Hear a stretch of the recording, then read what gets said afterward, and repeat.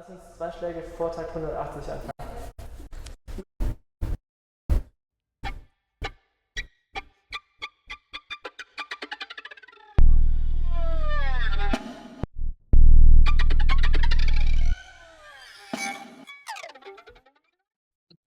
This is Synopsis, a series of conversations with composers on their compositional practices in the framework of Abeceda Institute. My name is Neža Zupanc, and with me today is Julius von Lorentz. Julius, thank you for joining Synopsis, and I would like to start with your short presentation of you as a composer. Yeah, first of all, thanks for having me. I'm really happy to be here. I would say I started composition quite early when I was like 7 years old and started writing little pieces in styles I knew from my music, like piano lessons and other music lessons I had at the time. And this like developed fast into a more experimental field when I started to hear first pieces from like our time, which was maybe when I was 11 or 10.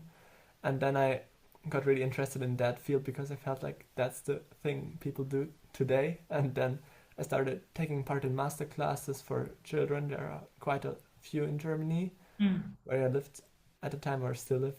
And this was really helpful to exchange with tutors and also with other young composers. And I got many good friends there. And like, as long as I can think, I was always like really interested in music, and this was like my world. So it was basically clear that I would do this as my profession as well. And during my school, I did like a pre-college studies in composition for 2 years at Musik Hochschule Mannheim with Professor Sidney Corbett. And after that, I just directly started my bachelor's. Although like the way was that straightforward, like in the direction of composition, I've tried many different things in these years, and I think if you would listen to some of my pieces, you would not be able to say that it's all by the same person. So yeah, I'm like always experimenting. I would not say that I've found my like specific personal style yet, but I'm like really open and interested to try many things out and to find new things which might be interesting to me. Is there also an instrument that you ever practiced? Yeah, I started playing piano when I was like 5 years old, and I did piano for like the whole time until now. So I also did some competitions and some chamber music and so on. So I also thought of like studying piano at some point, but still I felt like composition is for me a way to much more express my thoughts and my ideas, my visions. So and like to be honest, I was not super the best in piano, so it was also fine to think of something else. But I'm still like doing some concerts or playing like pieces of my friends sometimes. And out of curiosity, you said at some point you started to listen to the at that time contemporary music. Any specific composers that come to your mind by memory? I think the first piece of like more or less music from the 20th century was Bernd Alois Zimmermann, a piece for cello solo. And it was a concert which my cello teacher, because I also played cello for some years, my cello teacher took me there, and it was like a really inspiring and also a bit shocking moment at the beginning because I was not at all used to this kind of music. And yeah, so then I was like at the beginning I was a bit like this and said, no, okay, what is this? I don't know this kind of music. But then somehow I got still like interested in it, and like I saw how much possibilities there are out of the classical music repertoire which I was used to at the time. So yeah, I would say, I started with some pieces by Bernd Alois Zimmermann, basically listening. And was it so you had the opportunity to hear a lot of music in the actual concert environment already at a younger age, if I understand correct? Yeah, I mean, the other thing is I did not listen to so many concerts. I also did not listen to much music at the time. I was confronted with this music, and then for some time, like I didn't have other access to new music. But later, I went to a bit more concerts, but not so many because I grew up in a small town and it was not so easy to find concerts of new music there. And like I was the only person doing that crazy kind of music here. So yeah, it was a bit difficult, but like the first really meetings with people from the contemporary music scene were maybe in Stuttgart at my first workshop for new music, which was Jugend komponiert, like youth composing. It was when I was like 11 maybe, and there I like started really to get into contact with new pieces because we had interpreters there who played our pieces, and we discussed the pieces by the other participants and so on. That's an early opportunity to have your pieces instantly performed, right? Yeah, it was really helpful, and I learned a lot like through all these tryouts, and also listening to the other composers' pieces, which were like at the same point of development as I was at the point, maybe. Yeah. And now straight to your opus. So you've already mentioned it might seem to someone as if the pieces are not written by the same person. What is it that is so different, if you can say in general or on a case of specific selection of pieces?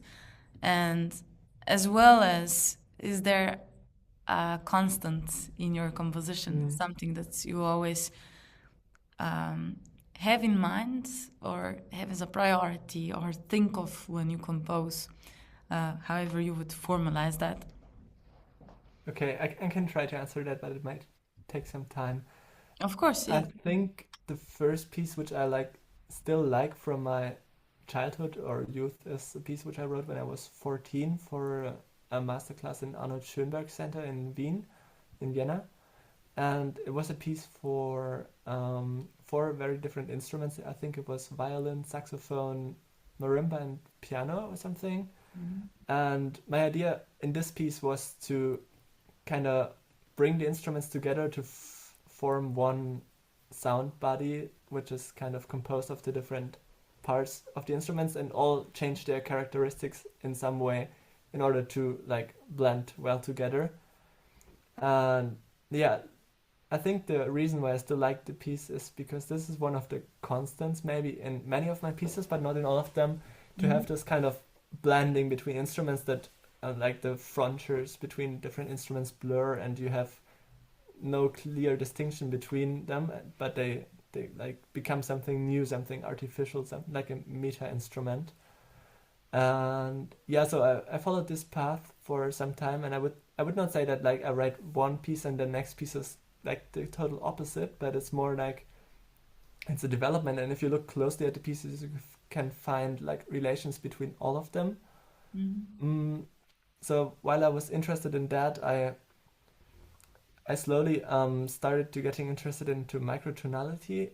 I don't know how it happened, but I felt like the 12 tones could not fulfill all my interests in sound and in music, and it was on the same time like a harmonic interest as well as kind of timbre interest in the because you can color chords with microtonal pitches in the same way as you can like just use it as a harmonic structure or something, a way to extend harmonic possibilities. And I started like composing using overtone series or like partials of overtone series, thinking a bit from a spectral perspective. This was when I was like about 17, and at that point this like also really worked together with the thinking of blending instruments together and forming one sound body, because if you think of one instrument as an overtone of another instrument, it becomes like something together. And yeah, so this was a point where I also started to think of like, on the one hand you have this kind of blending between the instruments, but you can also, in German, it's like a really nice word play. You can say schmelzen and Verschmelzung. Verschmelzung means blending and schmelzen means melting. So I like the idea that, like, on the one hand, they are blended together, and on the other hand, structures start to melt, because like it's that German wordplay, and the structures which were like more clear and more fixed start to melt and start to get formless, and become something new maybe. And also the way of transformation like was really interesting to me. So I think this is like a bit another constant in my work. I have on the one hand a favor for really rigid structures with like sharp cuts and sharp edges, and then kind of making them more weak and more fluid and trying to deform them, destabilize them, bring them into like new constellations, and observing the way they change over time. And like the thing I mentioned last was something which really interested me from like the last 3 years maybe, this kind of switching sounds on and off, which is also kind of a digital thought, that you have 0 or 1, and although the sound is inside like really active and really interesting, it's not that the sound itself determines how it's used in the piece, but it's like a strange other instance from outside who switches it on and off, and this kind of the sound is now at your disposal for listening, and then it's switched off at another point, and this is like the time frame you can listen to it. I kind of liked that gesture at the time, and this also started to influence my work. Then at the same time I was at Jugend komponiert Bundeswettbewerb, like the youth composing competition, and there were annual workshops in a small city, and we always met there. Like it was really a group of friends, and we started doing some kind of weird entertaining music for ourselves, which was kind of a remix of other pieces we liked, or of like weird quotes or something. And I got really into this kind of doing remixes, but on a very unserious level. And Was it did of it your mostly- own compositions? Sorry? Was it remixes of your own compositions? Sometimes it was, but sometimes it was also like quotes from my friends who said something, and I recorded it, and then it became part of the work, and it was Because kind it's of the fun. work remixing myself, right? Yeah, I will come to this in a few Okay. minutes, I think, because this is like the point where this developed too. Yes. Yes. Basically, this was more like a entertainment music, and I really enjoyed doing this. And it was like it felt almost like the opposite of what I was doing normally, because normally I was like sitting in front of my paper and doing things really strict, and sometimes I also didn't like to do it. Sometimes like I was also really into it, and like it changed a bit. And with the other thing, I always enjoyed doing it. It was fun, but it was not serious. And maybe it was just because it was not serious that I could enjoy it a bit more, because I didn't feel any pressure. And yeah, so I did this for fun for a long time. And then I realized how it was like a part of me being an artist. And I started thinking, how could I incorporate that into my normal or more like public compositional work. And the first piece I did with that, I think like the first piece which I really published was Remixing Myself, where I took a piece which I wrote in the beginning of my studies, which is really about blending two instruments, which were violin and crotales and some other percussion instruments. It was a 20-minute long piece, like really abstract, thinking of a little motive in the beginning, or a little like movement which is only 15 seconds long, and stretch it over time and make it bigger and bigger, and really zoom into all the sounds that might come alive in this like tiny little motive once you stretch it out. And yeah, this was a really serious piece, and then I thought, now I can have fun with it once I had the recording, and I started remixing it and using only the sounds from the piece, but using them in different ways, or adding effects to them, so they would become a bit like dancey kind of funny remix. But it's not only funny, it's also about finding, like, it's the same thing as before, making sounds that we are used to, like the sound of a violin, in combination with other sounds or effects become something new and something kind of a bit, how to say, a bit artificial in some ways and special in sound qualities and so on. So like I did the same with electronic processing, and yeah, the final result was like not only a piece which was fun, but on the other hand, which was like based on a really serious piece and also had like a lot of this thinking about sound, thinking about blending sounds and so on in this piece. And when I wrote this piece at the same time, I was really interested in transforming instruments, as I said, to become something different. This became like much stronger, and I tried with really extended playing techniques or preparations to make instruments become totally different. So for example, the piece I presented last year at ABC Contemporary Music Festival was like using this idea for a piano trio, where the piano trio does not sound at a piano trio at all, but is like this kind of also a bit artificial due to amplification and kind of new sound world. Yeah, so this was like another part of my interest, and I started combining these interests in another work which was for singer and baroque ensemble. I had parts which were really like abstract, complex, using a lot of preparations, and on the other hand using these kind of style copies, remixes and so on in one piece.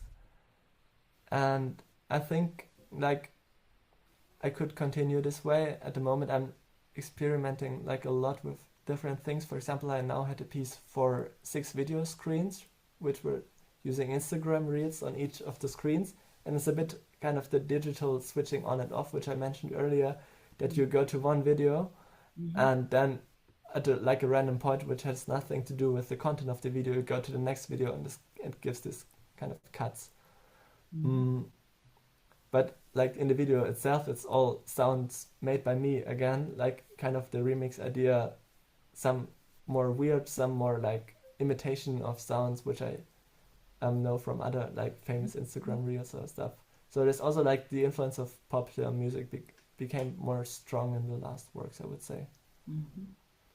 Can you speak perhaps to the notion of novelty in terms of the one that you've now pointed out so many times, in terms of on the case of blending 2 different instruments sounds into one sound? What is it about that do you think about it? What is it about that makes you focus on it, that you use, that you implement it in composition, in multiple compositions over multiple years? Have you ever thought of that? What is about that novelty? You mean what I find interesting? For example, yeah. So I think it's basically changing our perspective from something we know about instruments to something we don't know and something we can, like, we've never experienced before, because I think I really like going to art exhibitions where I can see like brand new works or like works from the last years which I like, which could like totally surprise me or show me things which I've never seen before, or which I never experienced before.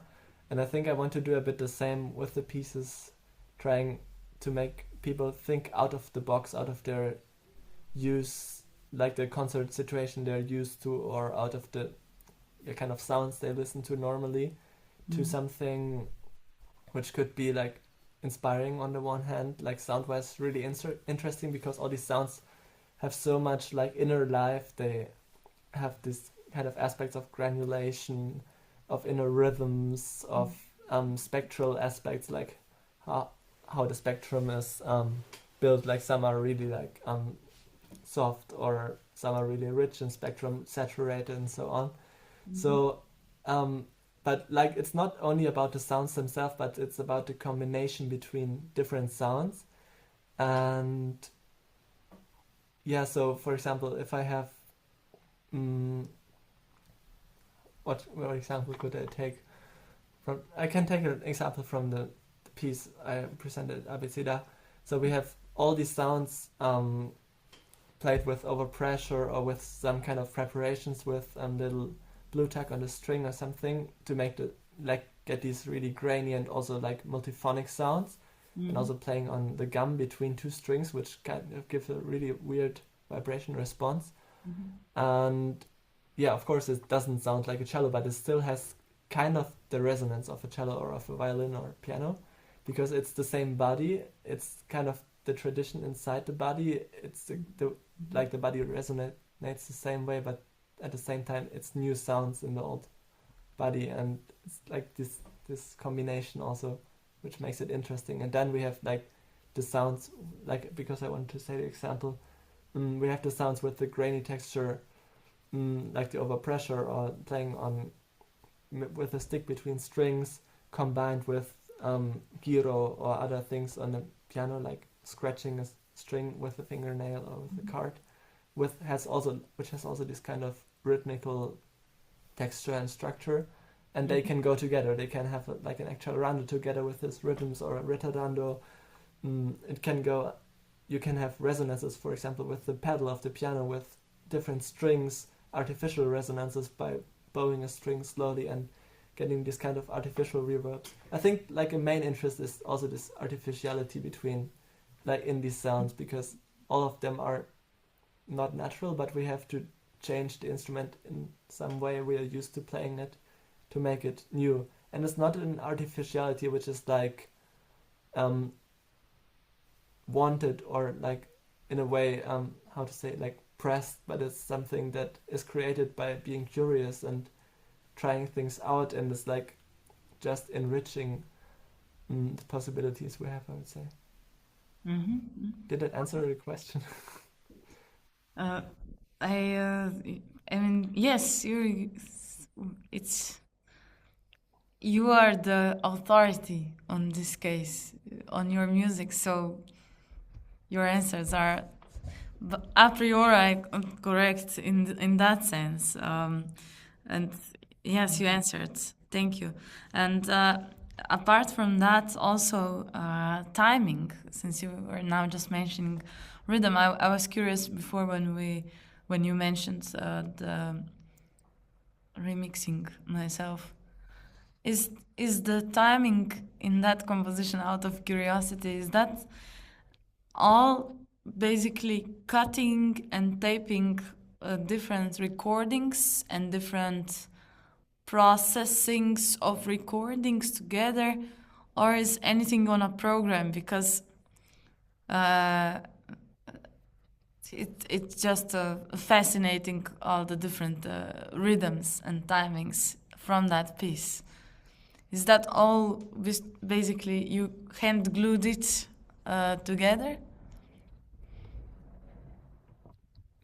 What do you exactly mean, like? I'm referring to the process of putting that composition together. If I understood you, it's based on a short recording of your own composition, right? Yeah. Which was then, you said, stretched and processed with different algorithms. And my question is about the timing of different units. Okay. Yeah, I think I can talk a bit about that also, because we talked about like tendencies in works before. I would maybe start like with the aspect of form in general, and then come back to that please. question. Amazing. Because I like at several masterclasses I got the feedback, to be very honest, I got the feedback that my sounds are really interesting, but my form is very banal and easy, because I used to do pieces with the kind of ABA form. And it just happened. I used not to think so much about form in these pieces where it happened. And it just like I had a nice material and I wanted to have some change. And then normally I didn't want to have a like return, but I wanted a combination of both materials in the end. And this was all I thought about form. And this was until some years ago, and I was a bit ashamed when people told me, because it seemed like I could have thought so much more about this aspect, and in general my approach would be to consider every parameter in composition in some way, like in detail, and think of it as much as possible in depth, to like in order to have like a depth in composition and all like many aspects to discover. And so I started thinking about form a lot, and basically in this piece it became this working with repetition, with drastic breaks, and with using parts that could have been shorter, much longer than they would be at first like thought, which became even more radical in later pieces. In this piece it was basically this breaking between styles, using all the same material from the piece, and then deciding, okay, this style now would be interesting to do it for maybe 5 minutes, but I do it only for 10 seconds, then it's over. And the question is then like, what happens in the mind of the listeners when the section is over, but they want to hear it longer? Like, how is it processed when you cannot hear more of that? It's also a bit connected to this kind of switching something on and then switching it off, maybe before you are like saturated or fed up with it. And the interesting thing to me was in this piece that it was based on a piece which was already working with the kind of stretching of time, because like the piece I used the material from is the piece where it's all developed from this 15 seconds first movement and then stretched out, and as I said, microscopically examined in a compositional way. And in this piece I do a bit the opposite. I cut out little parts of this like microscopically stretched out other piece, and I put them together in very fast rhythms and rhythmical structures. So it's a bit like compressing it again. The piece also became shorter, and at the same time it's also in some parts it's stretching out just a little particle of sound and giving it more time than it would like need at all. And then suddenly when you think now it's gonna last 4 minutes, I decided to set a cut and then like bring something completely new. And in the end, as I talked about repetitions, in the end we have like a little return of an A, which was like based on the critique I got for other pieces. Like it seemed almost like it becomes like ABA in the end, or like A B C D E whatever A, but then after like 2 seconds or something where you just recognize it's A again, it starts like getting a really, really short loop of maybe like half a second and continuing for 17 seconds or something in that loop before it breaks. And this was also a strategy to like work with that kind of form and formal thinking, which I like really had to work on at the time. And it's still like a big part of my compositional thinking, the form. At the moment I'm trying to use, as I said, like these kind of proportional things in much more radical ways, also incorporating this kind of polystylism, which turned out to be a part of other pieces, which I mentioned, like the piece for singers and Baroque ensemble, which is also this kind of parts in very different lengths and glued together and like working with these cuts. And now I'm just working on an orchestra piece, which is going to be part of a conducting competition, and there it's also like having short snippets from different styles, and they return and return and return, but every time they are a bit changed, like if they aged over time and you see like an old friend again after 10 years or something, but they change a little. So, or much, depends on like each of the snippets.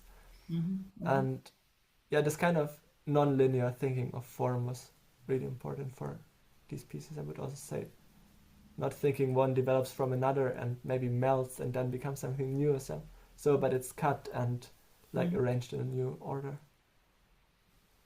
And what about the consideration that you mentioned of what I hear is listeners' expectations it seems that you give quite some thought to how to work listeners' expectations in a sense of, first of all, surprise, or doing the opposite or something else than what one would anticipate as the listener. Why, let's say, to put it very simply, maybe it's not as, you cannot answer this simple, but why? Why do you work with that? Why does that interest you as a composer? Yeah, I can in general talk about my strategies about that and why it interests me. I think the first pieces I did were like just absolute pure music, and it's pieces where I did not think of the listener's expectation that much, but after I got some feedbacks on these pieces, I started thinking, okay, now this person perceived it like that, another person perceived it totally different, and I think it's never possible to anticipate like all the person's reactions, because everybody has such a different background and different like knowledge about kinds of music. And I have concerts where there are a lot of people who also study composition and do new music, and then it's a totally different public when I'm doing a concert like in a place where people normally don't have any contact with contemporary music. And so when I use kind of this thinking about public reactions or public expectations, it's always thinking of like from different perspectives, from different listeners who might react completely different, and I have kind of parallel concepts and thoughts on their opinions or their ideas during the piece, although I cannot like foresee all of them, but like some tendencies or ideas. For example, if I have a piece which like goes 6 minutes, just experimental sounds, only like focused on the sound parameter in music, and maybe not playing with other parameters so much, and that at the end we have a sudden moment where it's like a techno sound from another room. This was the idea from one of my pieces. It's a totally different reactions for people who are used to listening to techno music, or people who like listen to contemporary music, where the techno part might seem a bit new or maybe shocking, where other people find this part like the best of the whole piece, or like feel more familiar with that part. I think one of the pieces where I thought the most of public, or I have two pieces where I can talk about it a bit more in depth. The one piece is the piece which I just mentioned, which was the piece for singers and baroque ensemble. It's composed of two parts, and the first part is this kind of polystylistic piece where every few seconds there is a stylistic change and something completely different from like an atonal or 12 and dodecaphonic style to a baroque fugue, and then suddenly it becomes like an musical like aria or something, and then it's like electronic distortion and something completely else, and it's like changing very, very, very fast. And the second piece is just big chunks of one sound, which is very, very complex because it's using preparations like a balloon on a recorder mouthpiece with a tube as prolongation for the recorder player, some bowing for the harpsichord, some balloon preparation for the cello as well, and the singers do a weird thing with overtone singing and with some squeaky tubes and so on. But this is like one sound, and it's switched on, going for some time, going off, and people expect, of course, that like there will also be changes like in the first piece or something, but it's the same sound over and over again. And then you get used to the sound and think, okay, it will be the same sound the next time. But suddenly the sound does not come from the same room, but it comes from another room where there's a speaker on the floor. And this like totally opens the space and also their expectations. And then it plays a bit with that. And then like the end is the techno thing, which is like a proportion of 6 minutes to 15 seconds or something, where just the techno sound is made out of the sound which was previously played in the concert hall. It's again a bit of thinking of like using the sounds which are already there from a recording, something, like in remixing myself. Then like used to go to total different styles or genres. And yeah, then there's this techno sound or it's not only techno, it's more like whatever. It's a mixture of different popular styles, I would say. It's also a bit my own style in there. Yeah, but this kind of playing with expectations in that piece. And I think what I really liked about that, or why I used it in that piece, is this kind of that I don't want people to think, to have a fixed image of what I am as a composer. I don't want them to think, oh, this is Julius' style and he always writes like that. And I want them to like be always, when they're in a concert and listening to my piece, like be always like curious what's coming, and it like be ready that it's totally different from what they heard before. Not to be like repetitive or too easy, also not to be too easily recognizable maybe at the moment. It might change when I get older, I don't know. And the other piece where I thought a lot about public expectation is a piece I have not talked about yet. It's a piece for overtone singers, soloists, choir, which also does overtone singing, orchestra, self-built instruments, some electronics. The public plays also a role in the piece, and lights. And the piece, basically, it's called Was wir nicht wissen in German, which means what we don't know. And yeah, already in the title, one aspect is like playing with expectations, or maybe expect something or don't know what to expect, or something happens what you didn't expect, something like that. But it's also about sounds which are out of our perception. The piece starts with, if it's technically possible in the performance where it was performed the first time, it was not possible, with infrasound, sound which is so low we cannot hear it, from the speakers. And the idea is like, what could it change in our body, maybe, these kind of sounds. Although we cannot hear it, we might feel it in some ways because it's vibration of air still.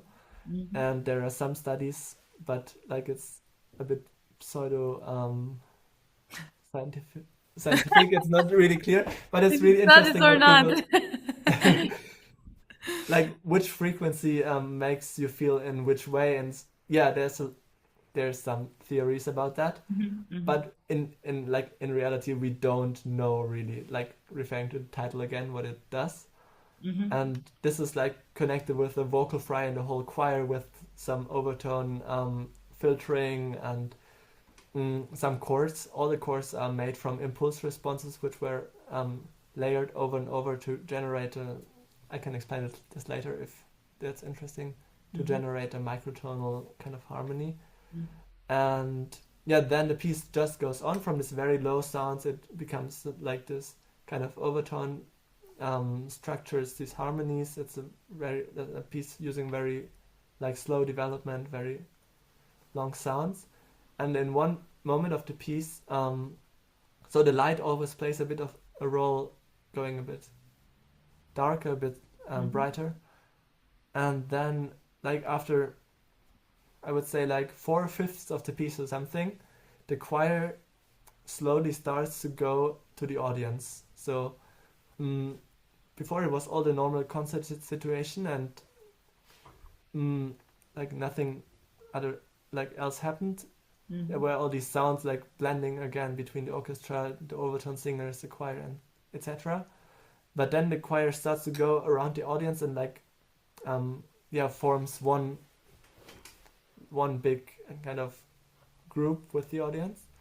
And at the same time, the audience, which like is asked before, starts to hum a low tone and starts to hum the tone and then do a glissando upwards, become higher and higher. And in the same time, electronic comes in and kind of takes over the sound from the orchestra, which also does this glissando, like everybody does the glissando in the choir, in the public. And the electronic becomes more and more, and if you like reach the highest point of your voice, the electronic is so kind of loud. It's not super loud, but it's like so loud that you feel like your voice is transformed in the electronic part, and it's more or less connected to this, and then goes up and up and up. And like one part here was changing the perception of the public. When you hum this note, you hear sounds differently because you hear yourself like more than others. But at the same time, at one point, you cannot distinguish if it's still you or if it's the surrounding. And then it goes up and up and up. And in the end, the light becomes really bright and shines in the eyes of the audience, something like they didn't expect before, because it was all this constant situation, and suddenly they are like in the focus of the piece. And it seems like the sound is transformed into the light, and it's like a complete open ending, then going to ultrasound, which is so high we could not hear it anymore.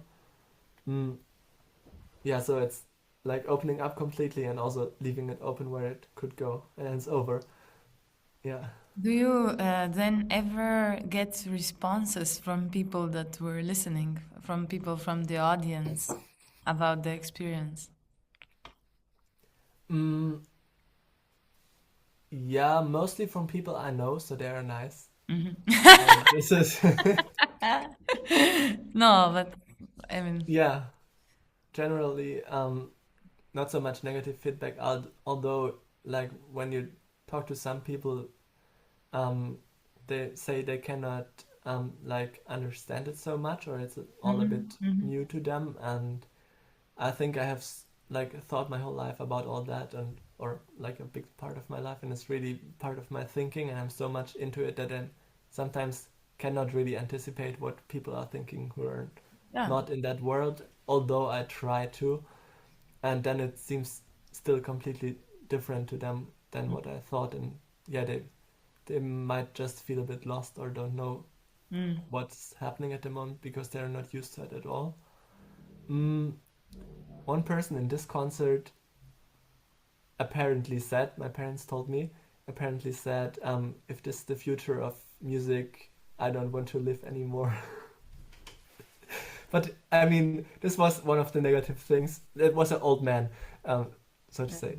Okay, but there are many positive feedbacks as well, so yeah. What I was asking more specifically to was though that it seems very straightforward, humming, what you described with the humming in this composition. And I was curious if you also got people to experience actually exactly that, what you were composing there, what you were working towards, this humming until you don't know whether you're hearing yourself or the sound around you. Specifically to this experience, did you get a confirmation that others achieved it?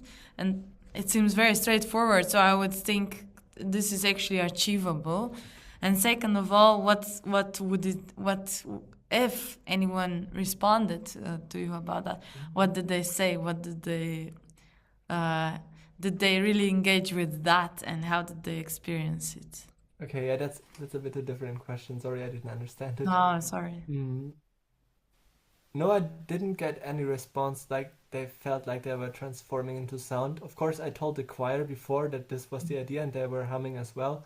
So they said it kind of worked for them, because there's so much sound around. It's not only the electronics, but all the others might hum a bit longer, and there's like the entire orchestra playing. They said it worked for them, and they like felt, how to say, safe in this kind of sound space. From the public, I of course I asked some people about the humming, but they didn't tell me about this feeling of getting absorbed in the rest of the sound, or getting like not clear where you stop. But they said that they did hum, because this was my first question. Did you like feel okay that you can hum now, or is it more that you don't want to disturb the music? But most of them felt okay, because the conductor gave a very clear sign as well that they should start.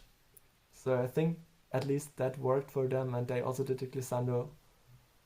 Yeah, that's all I know. All right. But maybe it would be a good idea in the next like time to if I intend something like that, to do a more like ask more people and talk to them about it. Yeah, I was just curious on this case because, as I said, it seems I've heard of many attempts, and probably I've done some of engaging the audience, the people that come to listen in a composition, and this one just seems very, as I said, straightforward. So I would expect, I would expect people to actually be able to really join in on that Yeah, compositional part. I think they joined and they felt okay. I didn't hear like negative aspects about them. Maybe some didn't understand, but it was like before the concert was announced and said clearly it will happen, and the conductor will turn around and show it, and so everybody knew about it. And you could not hear a big difference though in the sound, because its humming is like more private. They did it more for themselves. If I asked them to do like a vowel or something, it's also like more difficult to do it, because then you feel more exposed. But humming is something you can also do very soft for yourself, and then you only hear yourself more than others do. Yeah. Also, you mentioned absolute pure music. In what can you speak to that? What do you mean that in comparison to what you elaborated after? Yeah. So I just said this because it was pieces where I, as a composer, did not think of anything else than of the music. Maybe when it's performed, it's of course not totally absolute pure music, because then you have the performance situation and like everything which makes it like the event and the ritual and so on. But when it was on paper, it was for me like only music at the time, because I thought of the pitches and the relations and the rules behind it and so on. And it was almost like it was the phase where I was more interested, in like doing style copies, because I did not know the new music, so I was really early. And once I like engaged more with contemporary music, I realized soon that there are so many parameters you can think of far from the musical like basic parameters, which are also considered in many classical pieces. There are also classical pieces which consider other parameters which are not super like classical and only musical, of course, especially like when it's music theater or when it's music with like other arts in combination or other things. But I started thinking in some pieces about the light situation. I did pieces with video or with like, I call them micro-performative elements, because they're not super obvious performances. I really had difficulties to do pieces with music theater, and I think I never did like a really music theater because I felt a bit overwhelmed by it. It's so many things you can think of, and so many I don't know why I don't feel like I can do it, but it's so much more than the music I'm used to thinking, and it's like there can be so many things that I cannot control and can be interpreted as so many other things than what I want to. It's really difficult for me. But yeah, at least the piece which I did for the 6 videos now is kind of music theater, because the videos are the music theater. Like the pieces which I did with video before, they were more abstract. They were just like lights or kind of abstract forms, or filming objects so close that you don't see what it is anymore and filtering them. But in this piece it was really referring to social situations, and it had this kind of message. Yeah. So I don't know. Yeah. What kind of message? Oh, I can talk about that piece a bit more. We have a project in our university. I study in Dresden with Professor Marc-André, Professor Manos Tsangaris, and Stefan Prins. Hey there, if you're watching.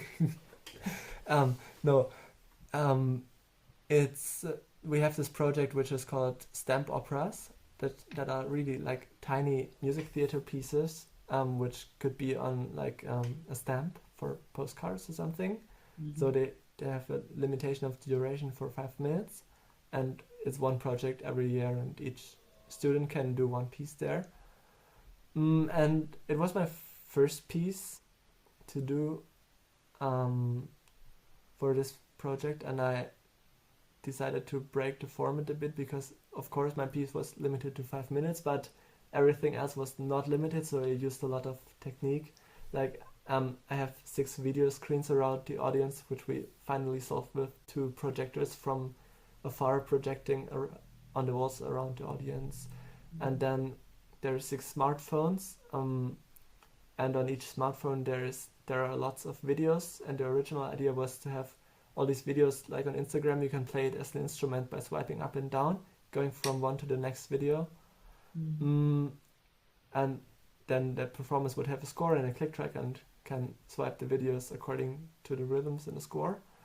In the end, I pre-produced it all, and it was just like fixed 6 videos and 6 audio channels, including the music. The main topic of the whole project was reflecting on the socials, and I decided to do a piece which happens on the socials, like a social media piece, and all the videos are me imitating some social media trends. So I did, like, it was really fun to play like totally different scenes, and it's a bit like in the polystylistic pieces which I did before. In each video, in each reel, there's like a totally different world, different clothes, different lighting, different setting, different music. Like the music was also a really important part. And one of the thoughts is, when you're on a train, a lot of people don't pay attention how they're like acoustically polluting the environment, because they have their phone on and they watch some videos, and it's the thing, they just don't care about the sound, and you hear like really cheap pop music or something, they're like watching a video which might be a background music and not really important for them, but they just have it on. And if it is more people, it really gets kind of a noise, and all like furthermore it's super annoying. And yeah, in the piece it was 6 videos all playing different music and swiping, and it was like all sounding together, and this is why the piece is called Symphony, which means like sounding together. It starts off with the symphony, like each video plays one instrument, and then suddenly one swipes to the next video and it's an advertisement, and on the other video it's maybe a politician talking about something, and then there is like a fashion show or something, and so on. And then there is one moment where I take away the music and it's just video, and you realize like how much less information there is suddenly, and like you can process 6 video screens, you can focus on one, but you cannot focus on one of the musical sources because there's 6 speakers, but you cannot focus on one. It's like all there and it's super much. And another part of it is of course like the part of social isolation, when you're on the phone and kind of social, but at the same time for ourselves. And yeah, in the end the performers walk towards the middle and all on their phone, holding it like directly in front of their face, not seeing each other, although they stand together in a group, and then they do a WhatsApp group call, and due to them standing very close together, you get a lot of Feedback. audio feedback. Yes. And before that moment we have a prolation canon on 3 different screens with using YouTube playback speed. So one plays like 1.75, one plays normal speed, one plays 1.5 speed or something, and we have like this nice prolation canon, which is like proper Renaissance style, and then the feedback totally destroys it and breaks it up. And the performers don't notice, they're standing so close together, but they don't like realize the awkwardness and the failing of that social situation. And we also have visual feedback in the end, because then like the video screens of the smartphones, they are transferred to the projectors, and then the projector shows the actual content of the video screens. Before it looks like it's the content, but it's pre-produced, but then you're really on the screens and they are filming the screens on the wall, and at the same time it's projected from their phones, so you get this kind of tunnel. And on the WhatsApp video calls you get like many of the squares of all the persons being together on one screen, and if they come closer to the wall, it dissolves. After some time, it just gets colors. It gets really abstract, and like part of this is also becoming like all this digital noise and stuff we are consuming becoming this kind of anonymous noise in the background, or something which is like will dissolve and is not anymore there. And also it was this kind of narcissistic thing, using me as a performer in all the videos, and then in the end, like, it was a piece about me also having very different interests and feeling like I have different lives in this one video, like one video show with all these different aspects, and in the end filming, like a video filming itself, a camera filming the video, it films itself. Like this feedback loop is also kind of narcissistic feedback self loop, if that's understandable. Yeah, and it's also part of the social media, like all the people trying to present themselves in some way and showing an image of them. Yeah. And shortly, I would like to take it to the future as you see it for your compositional practice. Is there something specific that you wish to work on, or that you are already working on in the macro of, like, is there something that you see you want to achieve in composition, perhaps in the part of your in the time of your lifetime, and if that seems too unanswerable, then a more short-term goal, anything, if you think about that in terms of future of the composition. There's a project which is like a live project, but if I share it, somebody would copy it and steal it. I can only talk about it very vaguely, and yeah, at some point I will start working on that, but I don't feel ready for it. It's kind of a museum where all different like perceptions are kind of spoken to or used in some way, and it's like the blending which I now have between instruments. It's a blending between visuals, between sounds, between feelings, the whole, like, between architecture, because the whole like room is kind of a sculpture which is moving to the music and to the feelings. So it's like a very abstract and maybe not realizable project, but it's also far away. It's that kind of museum idea. It's a bit different from what I'm doing now, actually, but it's something which I like dream of for some years now, and if there's ever a possibility, I would start working on it. It might also cost a lot of money, though. All success with that. That's what I wish to. And and thank you for sharing. Since we are now approaching the conclusion of this conversation, I would invite you to make two messages for which I always ask my guests for. First one is a short message for anyone that is aspiring to start with composition.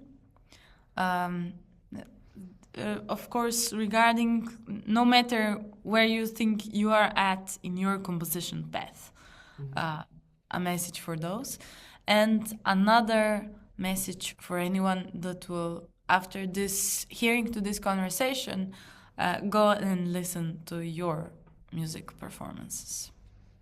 Like suggest some pieces or more ideas? Anything. Any message for whatever you deem you want to say. I'm really bad at that.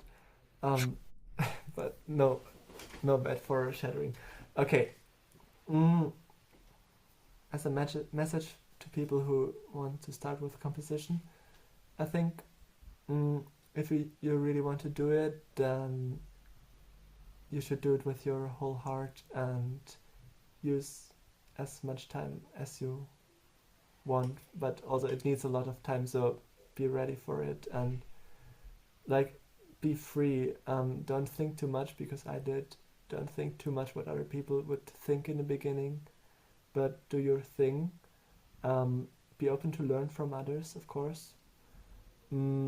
Like process everything you see, not only pieces, but also like get inspiration from everything. Try to see everything through an artist's eye, turning things into other things they are maybe not at the beginning, but they might become. So everything can be kind of an inspiration. Every moment is somehow special if you want to feel it as special, and if you see it from the right perspective.